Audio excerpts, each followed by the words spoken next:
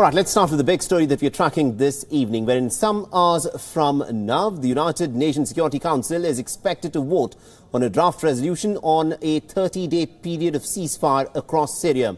Now, everyone knows as to what is in fact required for this.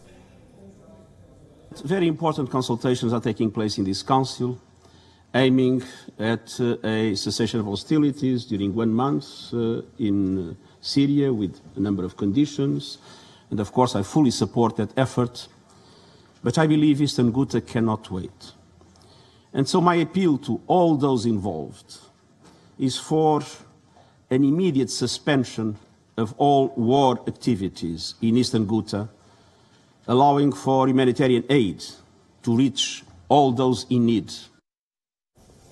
All right, so that was Antonio Guterres stating that Eastern Ghouta cannot wait anymore. However, politics has taken precedence over humanity. The United States seeing an opportunity to put the onus on Russia for a ceasefire. Let's listen in to what has been said from the United States.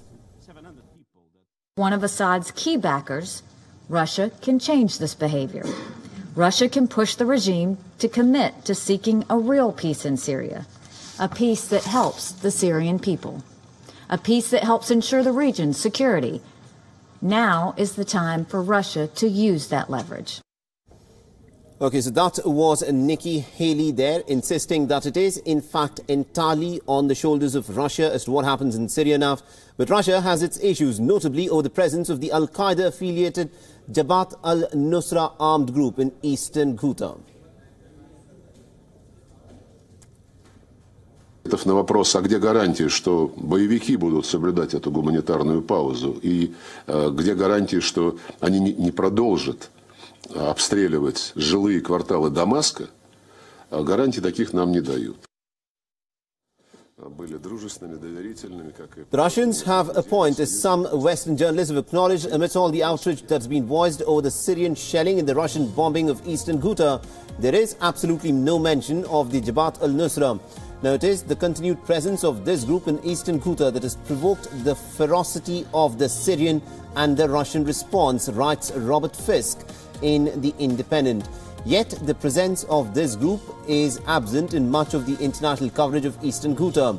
Now, the entire focus is on the shelling and the bombing that's in fact being carried out by the Syrian army and the Russians and its impact on the civilians, but there is absolutely no one frame in the visuals which are shown as to what this armed group is up to.